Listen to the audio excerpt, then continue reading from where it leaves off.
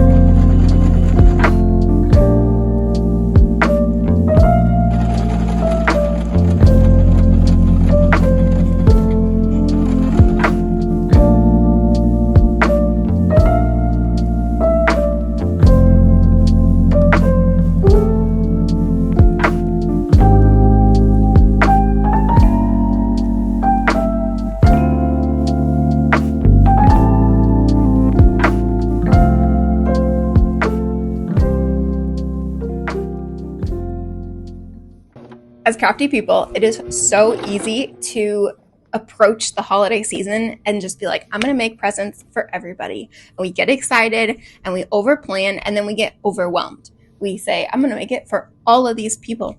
And I think that's overachieving. It's overachieving because it's not realistic to get it all done. Even though it's like I would love to, but realistically for me, if I want to give every single person in my family circle or my friend circle, I would need to start in like January. But that kind of ruins the enjoyment of sewing during different seasons. You know, I wouldn't want to do that, and I don't want to hoard it all. So it's kind of like you either got to narrow it down or you got to plan something else. But something that you can make for everyone are little gift tags. You can hand make your gift tags. It uses up some of your scraps. You don't have to worry about, is this a them favorite color? Will this match their vibe? Any of that. You just make some little itty bitties. A little itty bitty scrap fabric gift tags. This way everybody gets some kind of a handmade present, but you don't have to worry about making sure that everybody gets a giant present. And it means you can still personalize the gift that you're giving, but you don't have to be overwhelmed and stressed out trying to bust out a bunch of presents for everybody.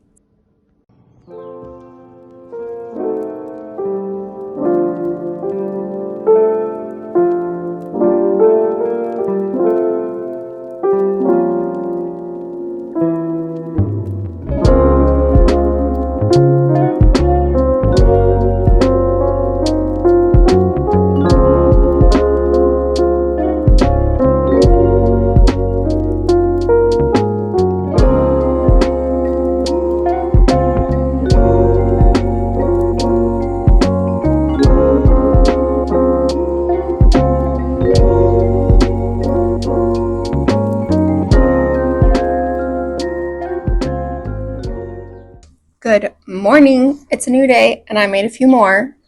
I wasn't loving the other one, but the concept's the same and it was great to test. But if you have some extra time, I guess it didn't really take me much longer to do this, but if you want to patchwork some of your pieces together, your scrap fabrics, I think they're so much cuter.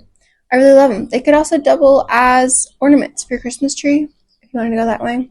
This one I attempted to do some snowflakes.